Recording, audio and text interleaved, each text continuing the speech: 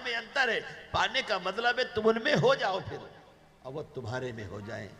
दूरी न रहे कोई, तुम इतने करीब आओ। जहां विचार से विचार मिलने लगे, आत्मा से आत्मा मिले, इसी का नाम है मिलन।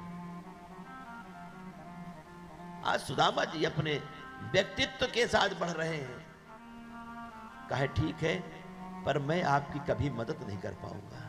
अब मित्र वह होता है जो मित्र की मदद करे, पर अब तुमने मान लिया है तो स्वीकारना तो पड़ेगा।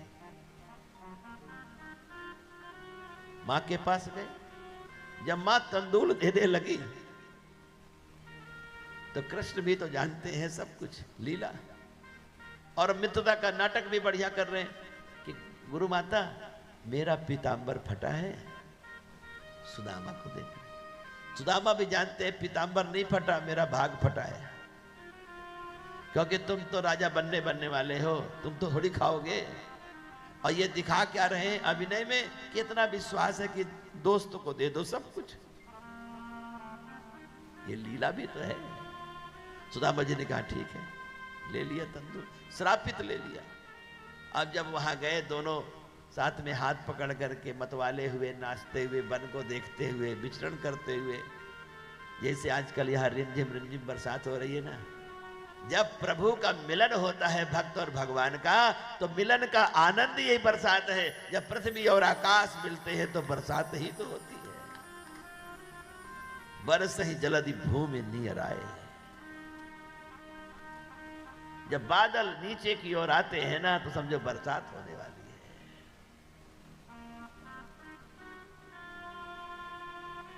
जब प्रकृति से परमात्मा मिलता है तो बरसात होती है, इसलिए तो बरसाने वाली कहलाती है।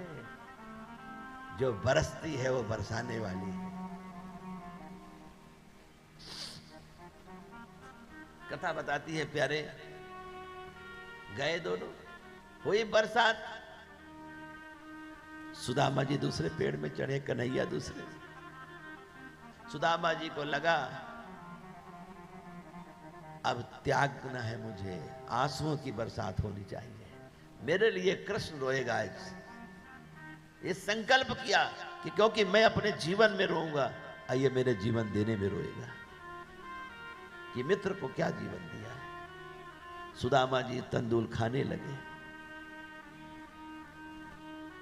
जब तंदूल की अंतिम मुट्ठी रह गई तो भगवान ने आवाज लगाई, सुदामा जी, सुदामा जी।